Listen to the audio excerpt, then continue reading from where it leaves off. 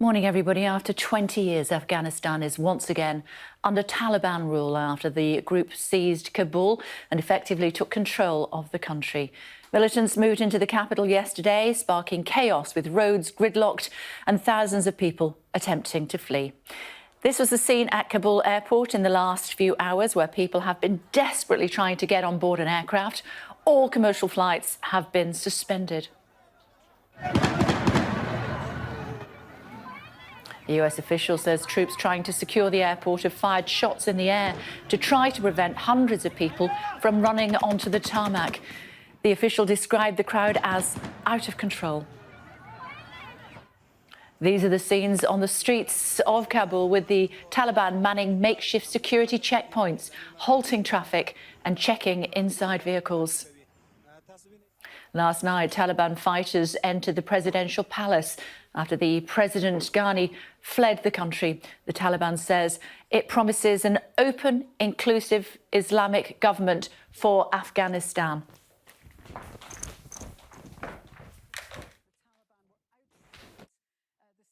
Secretary Ben. Let's speak to the Defence Secretary, Ben Wallace, joining us now. Hello to you, Mr Wallace. Thank you for joining us on the programme, as you did last Friday morning.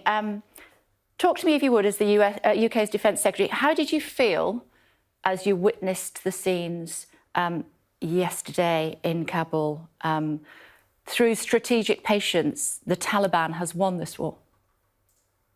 Well, I think, as I both spoke to you last week and indeed in the article I wrote for the Sunday Telegraph, look, I think we all saw that and felt a real sense of sadness that, first of all, the forces that the British and the international community had invested in had melted away in some areas so quickly. I think it was always the lessons that I felt were incredibly important, is that you don't fix things overnight in global issues. You have to manage them. And, ultimately, as I said a number of times publicly, when that deal was done a few years ago, what happened was ultimately we undermined the community, the deal undermined the Afghan government and left it in a place that ultimately saw the end. And the end is always, I'm afraid, the river flows fastest towards the end. And that is what we saw yesterday, and it's what we're seeing in our pictures today. But, my job as Defence Secretary is to make sure that we protect not only the UK nationals, but those Afghans we have an obligation to. That is actually why we're in the country. For the last few weeks, we've been in the country solely to process those people and to make sure we protect our officials doing that job, and we'll continue to do so. So you acknowledge that the Taliban has won the war? I don't know if it's about a win. I think I acknowledge that the Taliban are in control of the country. I mean, you don't have to be a political scientist to spot that's where we're at. I have engaged through a third country yesterday to make sure we seek assurances from the Taliban to protect our people and indeed the people we're trying to work to get out. And you don't have to be a political scientist to figure out whether or not NATO can regroup and go back to take over Kabul again. I'm guessing at this stage that's not on the cards. No, look, that's not on the cards that we're going to go back. If you remember, at its height, over 100,000 troops were deployed into Afghanistan to hold the line. That wasn't just the initial, obviously, 2001, 2002 intervention. That was, almost a decade later, heavy fighting. And I think, the United States have made itself clear that they're not intending to stay. And as the framework nation, that leaves us with difficult choices. And, I've been pretty much honest about that all the way through this process. And actually why, as I said, our defence strategy and our defence reform programme that we put in place back in March is designed so that we're no longer so dependent on one power or the other. It's why we had a record funding settlement, so that in future, should something like this happen again, we can find it easier to find international partners to remain. OK, we are where we are. You're drawing up plans for an airlift. Britain is set to evacuate its citizens. Talk to me about the logistics as best you can. How many people are we talking about? How long is it going to take, and when will it start? So it started already. Only yesterday, nearly 300 people came back. I've just been, like you, seeing the footage of the airport that's been going on at the moment. The military side of the airport, so the footage you're seeing is from the south side, the civilian side. The military side of the airport is secure and controlled, and military flights are coming in and out. And I think on Friday when I spoke to you, I told you we had a plan B, which was if civilian flights stop, we will use military flights. That is what we're doing. The military flights are coming in and out. They've just brought in more UK soldiers, border forces joining us to make sure that we accelerate the process to get more Afghans out, which is our obligation. We flew out 370 staff and British citizens, eligible personnel yesterday and the day before, and we'll continue to engage those flights. The next group of Afghans to come out will be 782, and we will make sure we get them in the next 24 to 36 hours out of the country, and I'll continually to process those people. How many emergency visas can we process for those who risk their lives for the UK in the time that's left? Well, we've processed over 2,000 plus since April with their families, and they're all back in the UK, located with their families. And myself and the Home Secretary, I spoke to her all through yesterday, and I'll continue to speak to her today. We are processing as fast as we can, and where there are sort of rules that we need to change, we are changing those rules. And so today I'll be speaking to Priti Patel about how we can deal with Afghan passports. Right up until the day before yesterday, the Afghans wouldn't let Afghans leave without their passports. If they've already been through our checks and we know who they are, we need to see if we can make sure that we adapt the rules to get those people out as soon as we can. And we will cycle them out from Afghanistan to a Middle East country and then back to the United Kingdom, so we can keep the flow of aeroplanes in and out. And our target is at least about 1,200 to 1,500 exit a day in the capacity of our aeroplanes, and we'll keep that flowing. And we've secured a place within the airport that we can process people securely and then marshal them onto the planes. 2,000 is not enough, though, is it, as far as the interpreters are concerned? Are we processing many more than that at the moment, given the situation that is developing, and some have already been killed, others surely will be? Yeah, so first of all, it's not just interpreters, it's public-facing roles and even essential non-public facing roles. It's also contractors. We, again, a few weeks ago, Priti Patel and I changed the rules to make sure third-party contractors were able to come through because that was important. And then also third-country processing. There are a significant number who've got themselves out of Afghanistan over the last few weeks, and they are in camps, refugee camps around the world. We brought a guy back in April, as long away from April and his family from a Greek refugee camp. We're going to be processing them wherever they are, and we're going to continue to do that after we've gone. But look, you're right, Kay. It's really important for us. These are people. I've been as blunt as I can, saying that we will do everything we can to bring as many people out as possible. And our soldiers, the 600 we've flown in from 16 Air Assault Brigade, they are on the ground specifically and for only one job, which is the processing of British citizens and Afghans to bring them back. We're not there for any other government function. That's what those men and women are now risking their lives to do. And quite rightly so, that is our obligation. And we will do that for as long as we can. Yeah, the Taliban has other ideas. The spokesperson, Suhail Shaheen, saying we need all Afghans to stay. We're saying we need those that have fought side by side with us or represented us in some other way can come back to the UK. That sounds like a bit of a standoff. How are we going to fix that? Well, I spoke to a Middle East country yesterday who contacted the Taliban on my behalf, the military leadership of the Taliban, to seek assurances. And the assurance I got back from that leadership was that these people would not be interfered with, and that they wanted to demonstrate that people could come and go to Afghanistan as freely as possible. And that have also, that they obviously want Western troops out of their country. So it's not in their interest to impede all of that. And we will make sure that we continue to do that. Last time the Taliban was in charge, 41,000 people sought asylum in the United Kingdom from Afghanistan. How many asylum seekers are we expecting this time?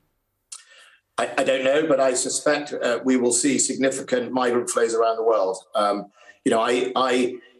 My Turkish counterpart is dealing with significant inflows. I know that the Iranians historically usually take huge amounts of refugees, Pakistan, India as well. And I think, it's not a comfort to this situation, but back in March when we did our defence reform paper, I recognise that conflict prevention and post-conflict work is as important as war fighting, because the threat to our stability from migrant flows, organised crime, smuggling, terrorism is very, very important. We have to be out around the world to deliver that stability. And so, but we can expect at least as many this time, can't we? Well, I'm not going to put a figure on it. If the Taliban are true to the words that you've also read out on your programme about an inclusive Islamic State, but nevertheless, do you think they will be? Well, I certainly think they will not miss the lesson of 2011 that hosting terrorists and indeed running a state as they did led to rampant poverty, migration, immigration or refugee crises, and indeed the toppling of that regime. Those are facts that happened 20 years ago.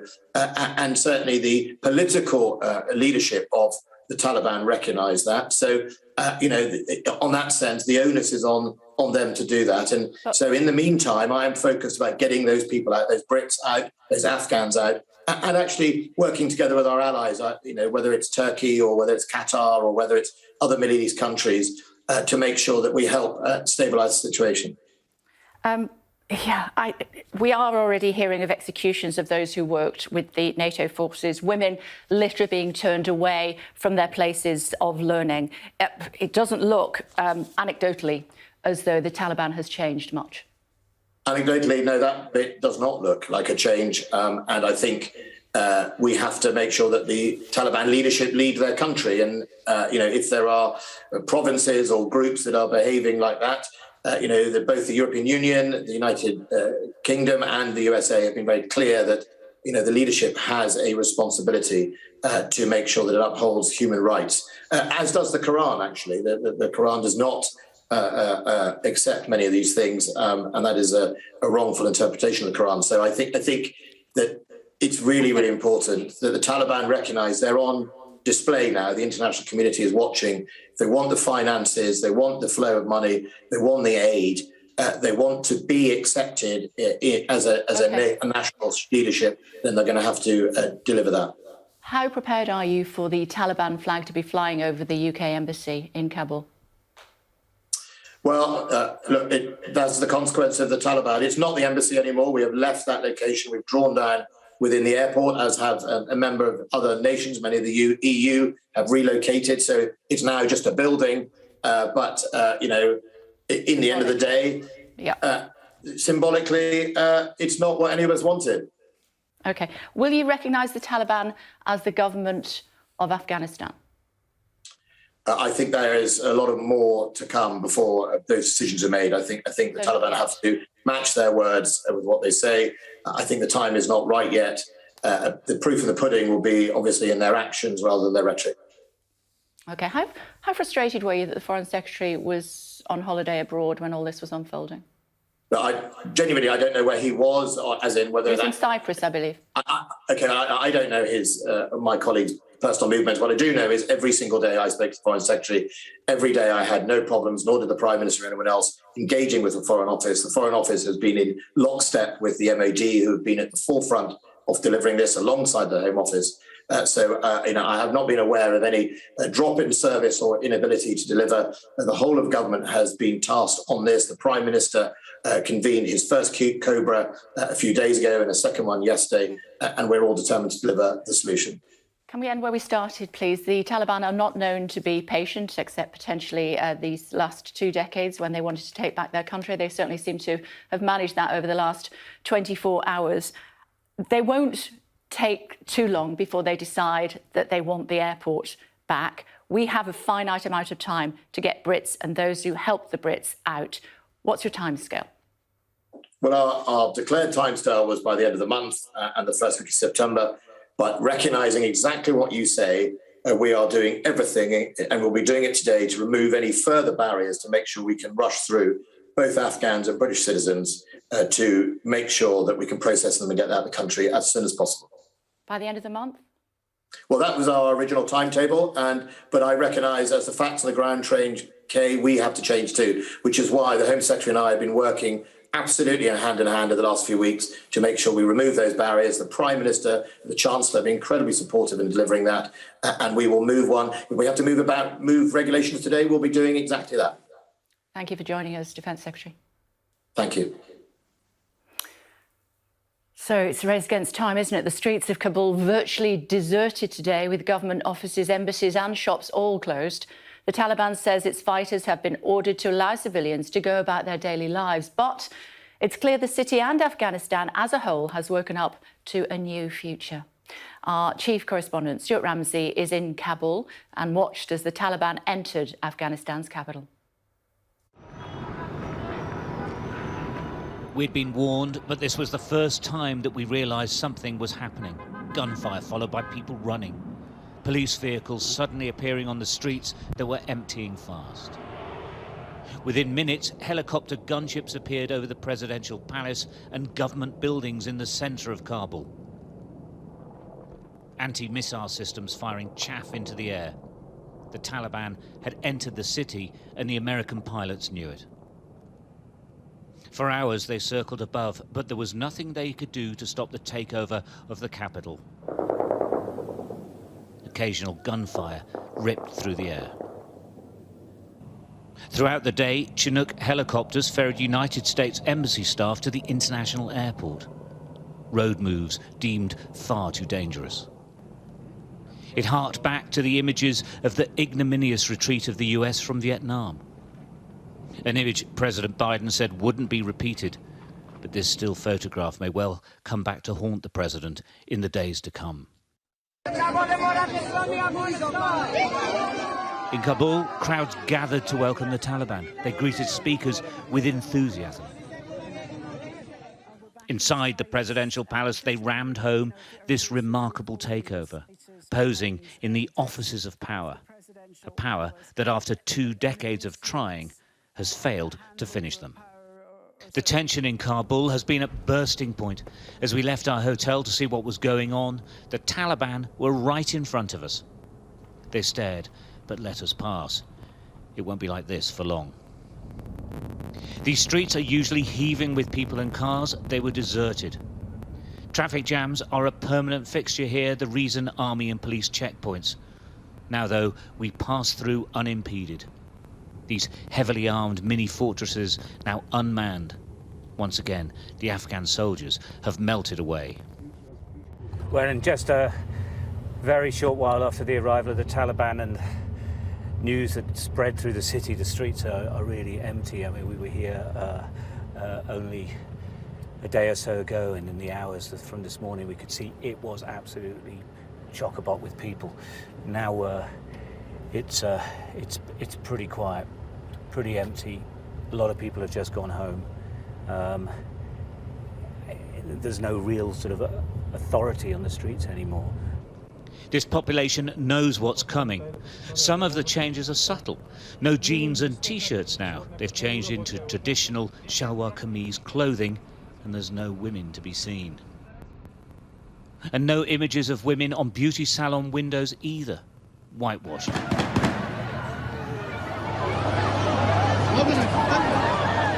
The president's words of security infer order. At the airport, there wasn't much of that to be seen. There's a mad scramble to get on flights that have been cancelled and onto military flights to which there's no access. The roads clogged with traffic and Afghan military vehicles, moving in all directions, but mainly away from the Taliban. On the roadside, the latest arrivals from battles around the country drag their belongings along the dusty roads, looking for somewhere to stay. None will forget the day the Taliban returned. Their 20-year war is won. Stuart Ramsey, Sky News, Kabul. Joined now by Middle East correspondent Alistair Bunkle, who is standing by. Alistair, good morning to you. Interesting conversation there with the Defence Secretary a few moments ago, reflecting on how distasteful it will be symbolically to see the Taliban flag flying over what was British Embassy, and also the airlift speeding up.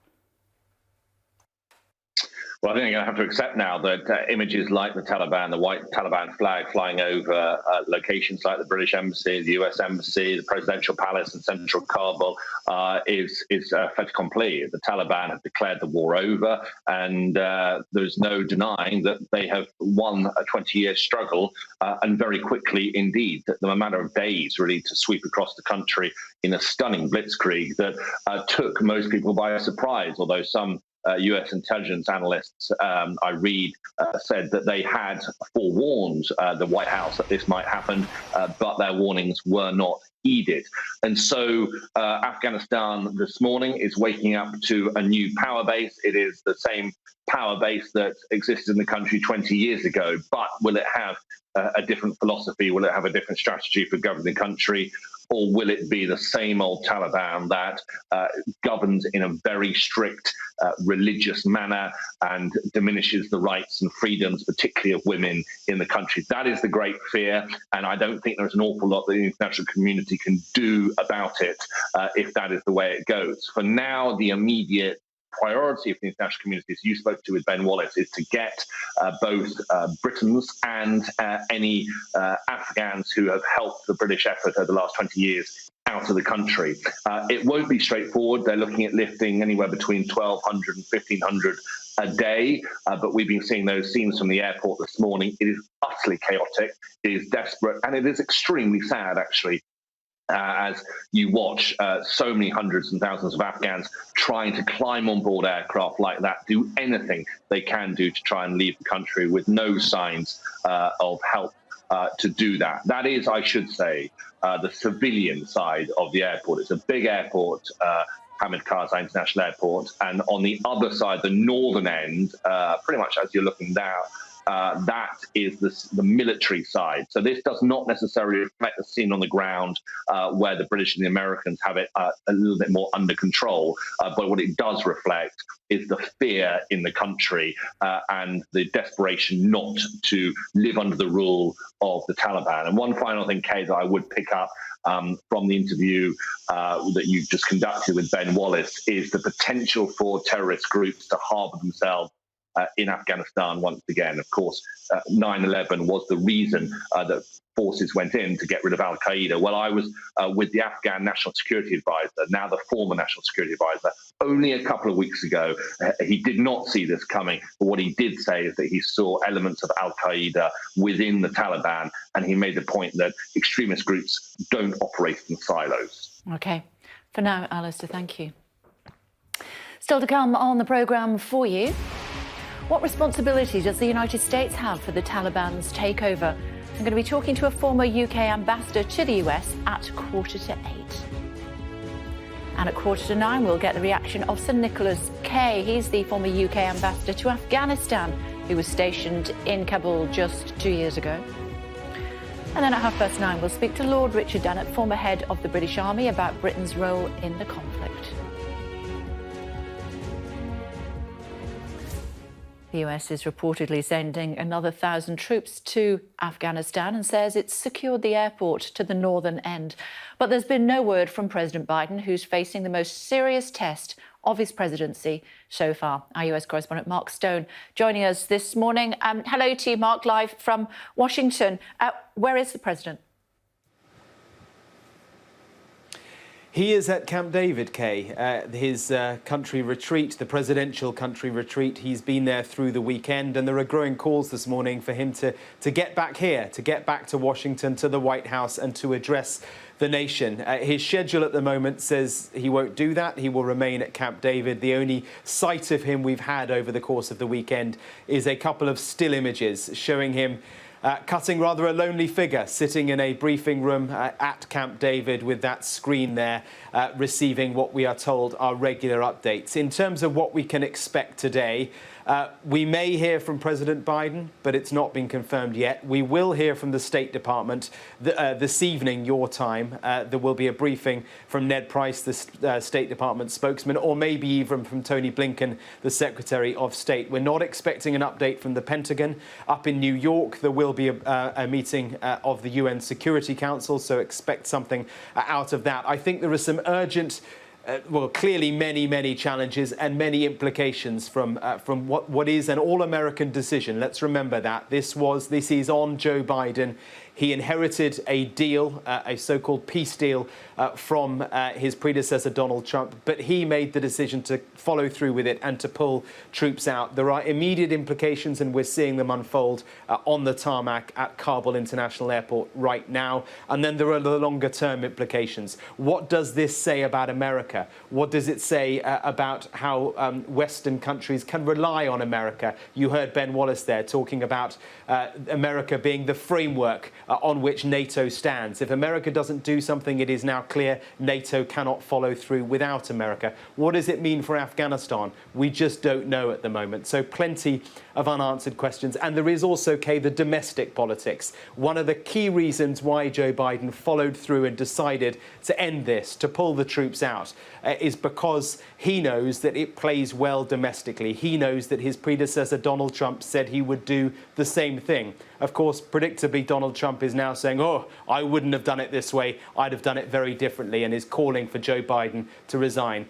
You might say he would say that, but domestically, this makes things very difficult for Joe Biden. And internationally, this, as you say, is a huge challenge, perhaps the issue that will define his presidency. OK, for now, thanks, Mark.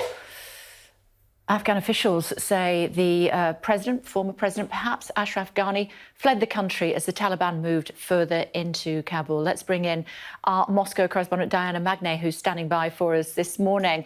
There were some thoughts about where he was originally, potentially not in that country anymore. What do we know, Diana? Good morning.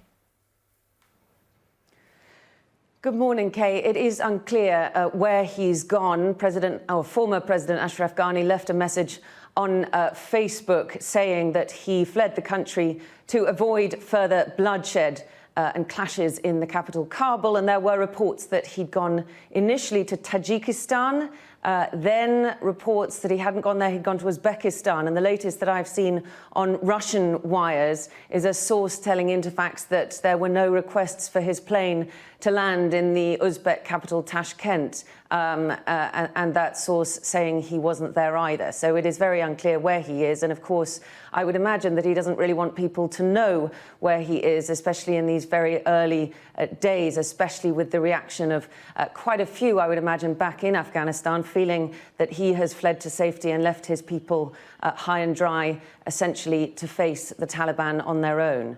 Now, Russia has called for the UN Security Council to meet this afternoon alongside a host of other countries. Russia has always had fairly lukewarm relations with President Ashraf Ghani, but what it has tried to do in Afghanistan is to maintain talks really with all parties. So it has, despite calling the Taliban an extremist organization that's banned in Russia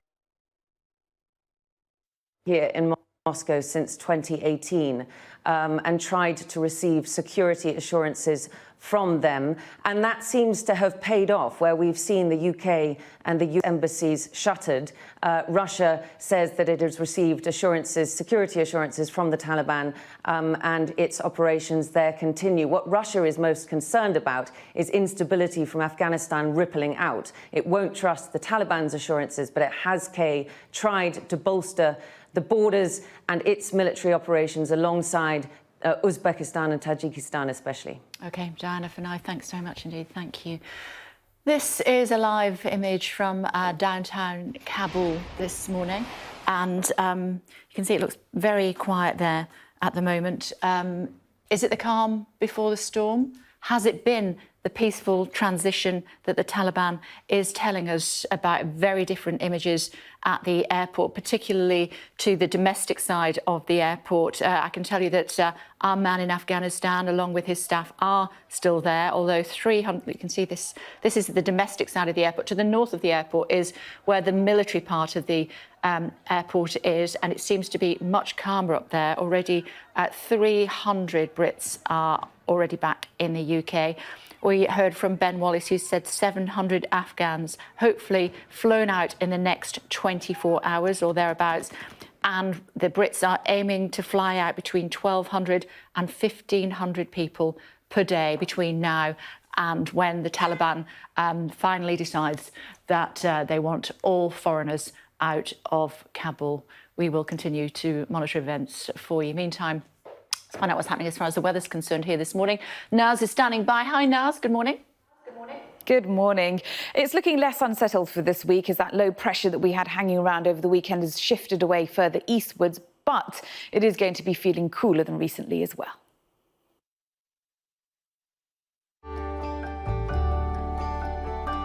Look forward to brighter skies.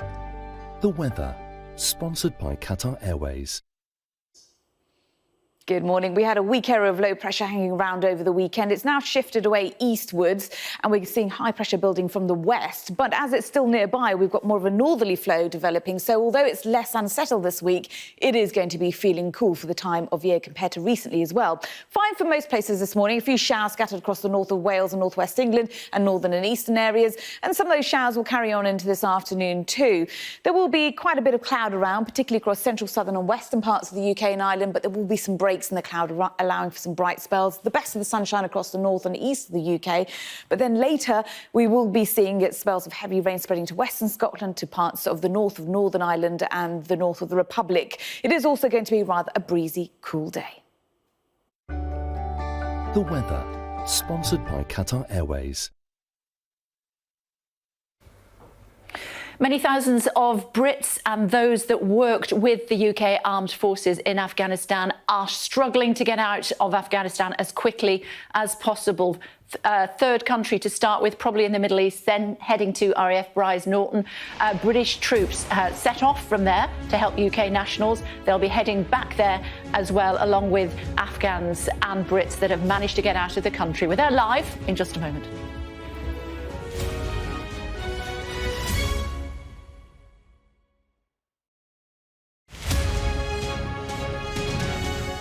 The number of casualties of the wildfires declared on Monday rose on Wednesday to 69, including more than 20 soldiers fighting the fire. We deplore 600 families who have been homeless and more than 1,000 injured. The Algerian Red Crescent volunteers are bringing sanitary assistance and first aid to the benefit of the fire victims. There's also distribution of food and water brought by volunteers intervention team. Moreover, a caravan consisting of 6 ambulances, specialized doctors, parapharmaceutical products, humanitarian donation is being sent to assist the victim of the fires. All the rescued family have been taken in charge, so rescue shelters have been settled up and children psychological support have been organized since the beginning of the fires.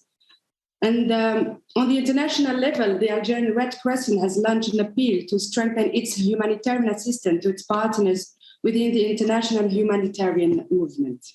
We have launched an appeal, and we count on the international solidarity of Red Cross and Red Crescent movements, and then our partners, and of course the solidarity of the Algerian citizens, and of course also the Algerian authorities. We are offering shelters, we are offering food and water.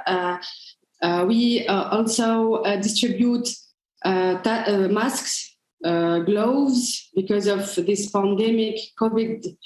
And we are trying to relieve people who are in need.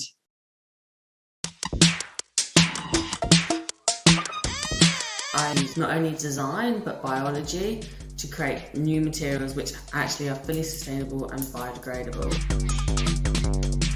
Because of COVID, there was a mass increase of single-use plastics being discarded. So for me, it seemed like a great opportunity to have a material which didn't have a longevity of plastic but could degrade back into the earth.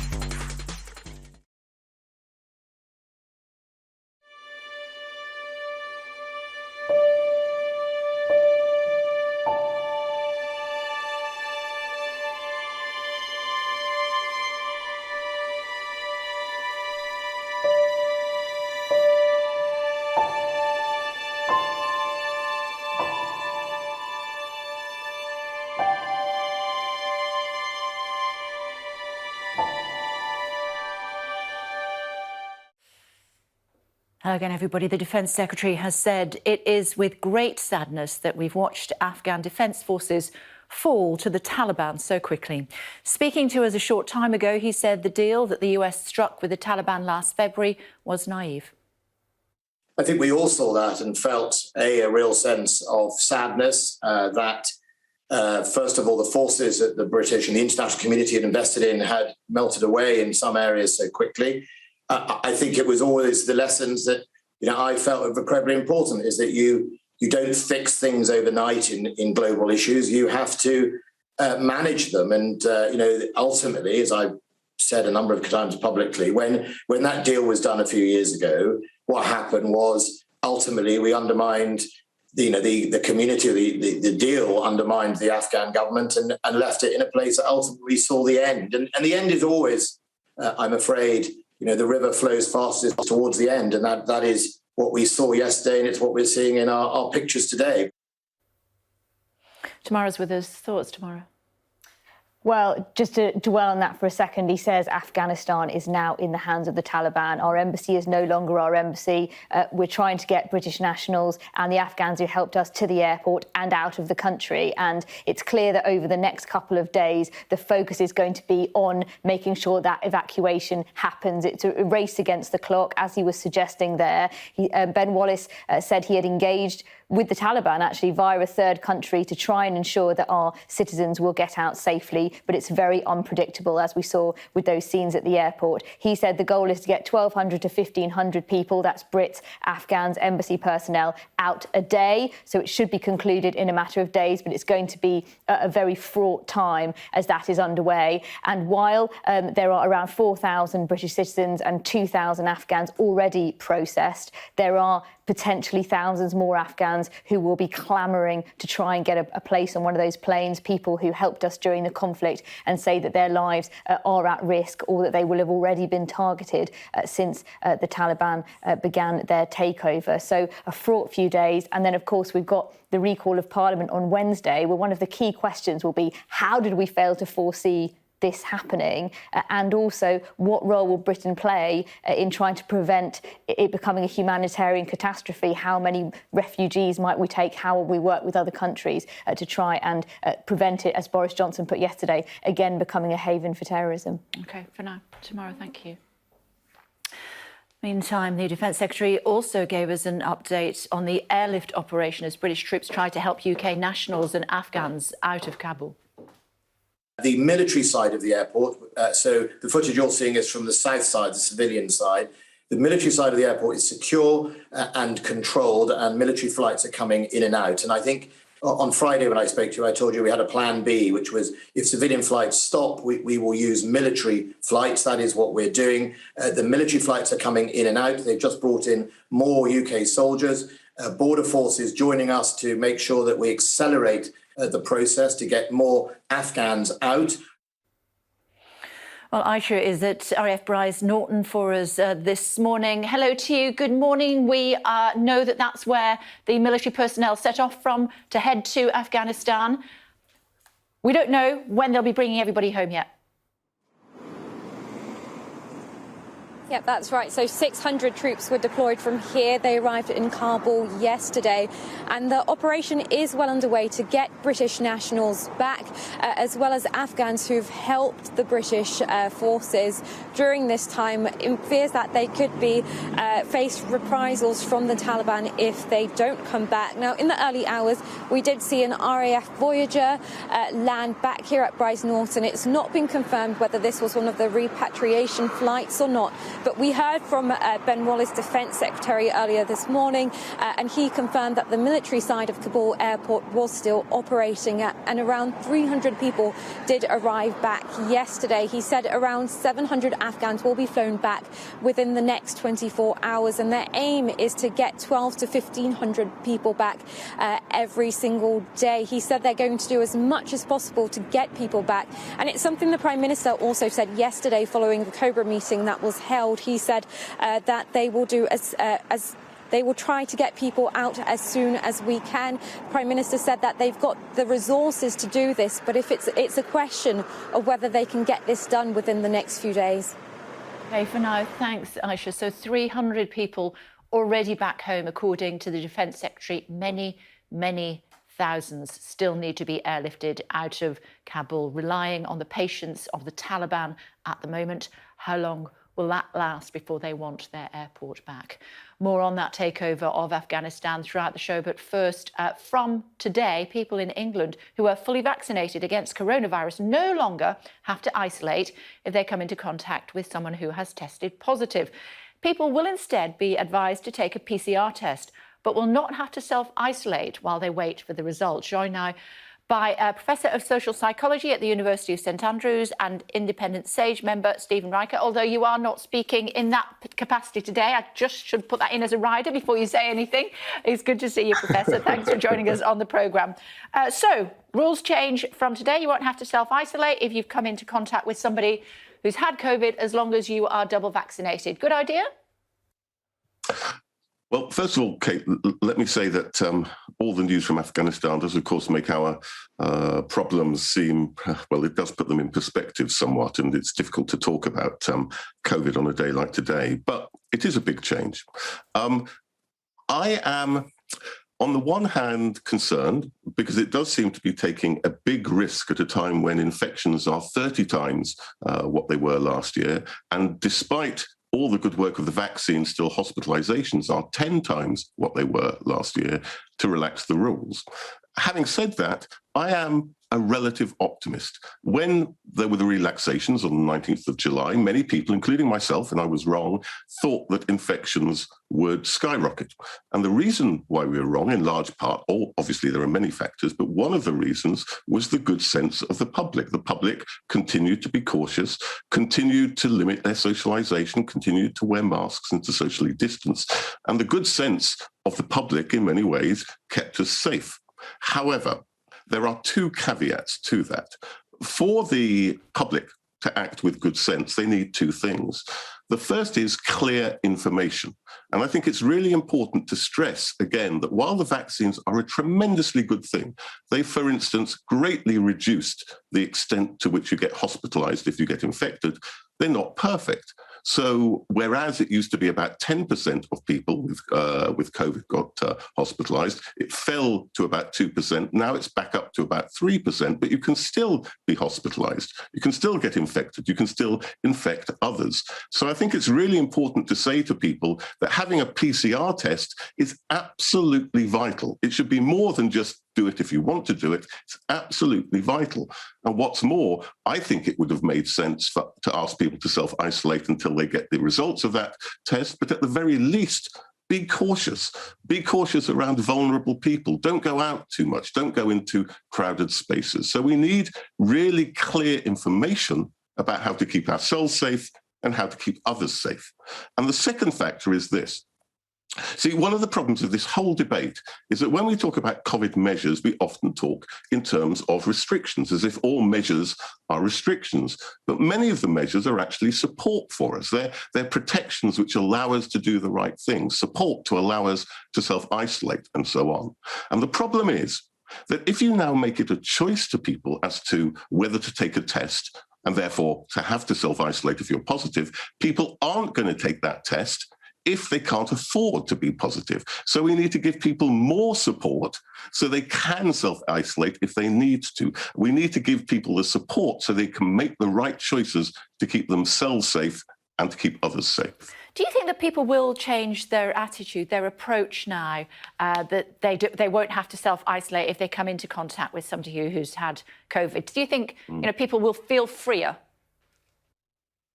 Well, how people behave is absolutely critical. What all the analyses, what all the models tell you is the effects of the changes in measures are critically dependent upon our behaviour. So let me give you one very simple example. Before the pandemic, we interacted with about 12 different people every week. That fell to about 3 at the height of the pandemic earlier this year. It's now about 4.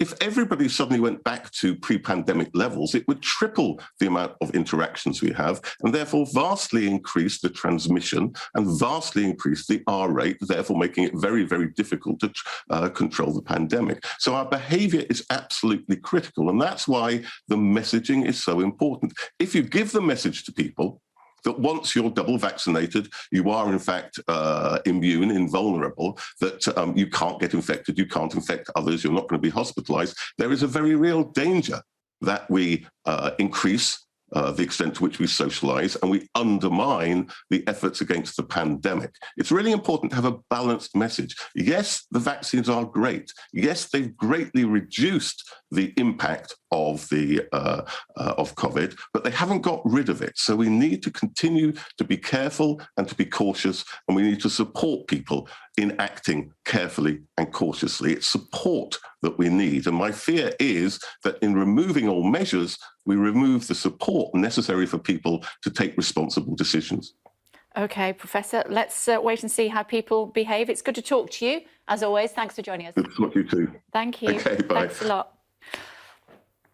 Just looking at some more news reaching us here at Sky Centre, I can tell you that the latest we are hearing from the Reuters news agency is that more than 90% of Afghan state buildings are now under Taliban control. That's according to fighters at the scene, Taliban fighters. They've been ordered, we're told, not to cause any damage. That according to Taliban officials. In addition to that, we are being told that almost all major checkpoints are under Taliban control. So all major checkpoints, almost all major checkpoints are under Taliban control. Now that could be a challenge for some of these people who've made their way to the airport to try to flee the country as soon as the Taliban moved in to the capital, Kabul, about this time yesterday. But we are again hearing from the Taliban that everyone will be allowed to return home from the airport if they decide to stay. Civilians will not be harmed. That is what a Taliban official is saying, that people who clamoured to the airport to try and get on these domestic aircraft, none of them are taking off at the moment. If they return home, they will not be harmed. They will have to go through checkpoints, we're told, in downtown Kabul, but they will not be harmed. That is what the Taliban is saying at this stage. And they've certainly been seizing Afghanistan at a speed that few could have predicted. Much has been made of the role of the United States, with questions being asked about both the decision to withdraw troops and the speed of the withdrawal. But President Biden has said that he does not regret the move. Joined now by Sir Peter Westmacott, who was the UK's man in the United States when combat operations in Afghanistan formally ended in 2014. Hello to you. Thank you for joining us on the programme this morning. Who would have thought that we would have seen Kabul fall so speedily and potentially without bloodshed? I think you're right. It is a surprise that it fell quite so fast. Although people I've spoken to who've been on the ground, I haven't been in Afghanistan myself for a few years, but I do talk to people who are there regularly. They all said the moment that the deadline is set, you will be amazed, or maybe you won't be amazed, but the Taliban will take over the country in no time, because there just isn't the will to fight.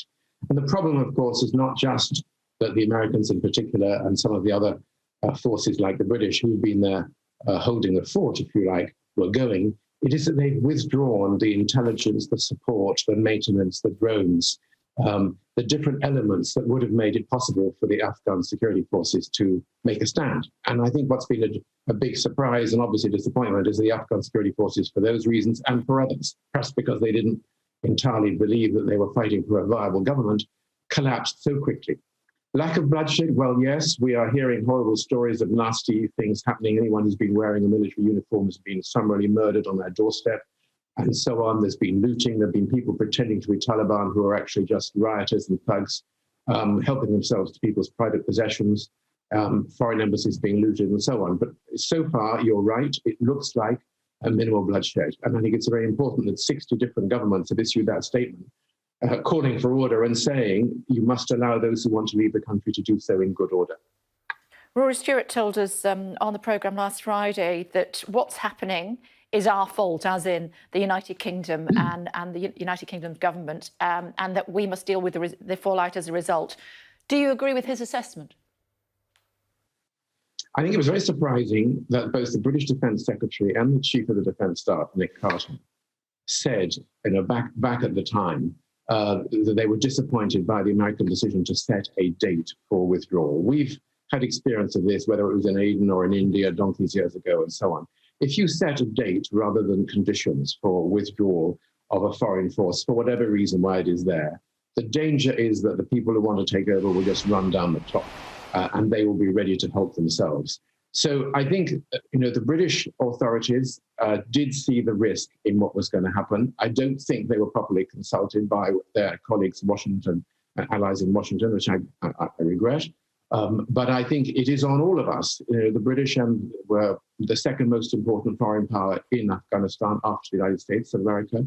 It behooved all of us to try to get this right. I think people were taken by surprise. And we do now have a big responsibility to try to ensure that the collateral damage is minimal, and not just that our own people and our own local employees are evacuated, but those people who've been working for humanitarian organizations or universities or for private security companies defending our embassies and so on, that those people whose lives are in danger must also be considered legitimate for political asylum if they want to leave the country as well. Because I'm afraid evidence suggests that we cannot rely on the word of the Taliban. They've broken it so many times in the past.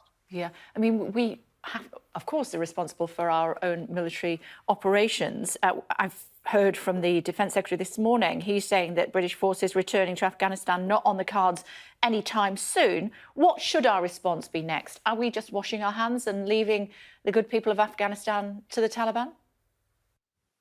Well, I hope we're not just going to wash our hands of this. We've been there along with the Americans for 20 years. The immediate requirement, as I say, is to try to deal with the humanitarian issues right now, those who need to leave the country, who've got legitimate reason to fear for their lives and the safety of their families. We've got to help them. We've got to engage with those who are now in charge to try to ensure that they mean what they say, hold them to those commitments, that there will not be violence, that there will not be looting, that there will be order, that there will not be recriminations and revenge taken on people who they don't like the look of. And we've also got to, one way or another, engage with them and the international organizations to try to ensure that some of those gains, in fact, all the few gains, I should say, in terms of treatment of women and girls and going to schools and a degree of tolerance of ordinary human rights are maintained, that all that isn't lost now that the Taliban, 20 years later, are back in charge. The risk is that some of those people are not under the control of the political leaders who are talking to the Americans in Doha, and that they think that they've run America and the rest of us out of Afghanistan, which is not entirely false. And they think they've won, which is not entirely false either. So there will be a degree of hubris there. So we have to engage, all of us, not just the British and the Americans, but other governments which have been part of the coalition and international organizations, to try to ensure that there is minimum damage in the short term. And then if we can, if the Taliban will be prepared to engage with the rest of the world, try to do something about the development and the catastrophically fragile economy and social fabric of Afghan society.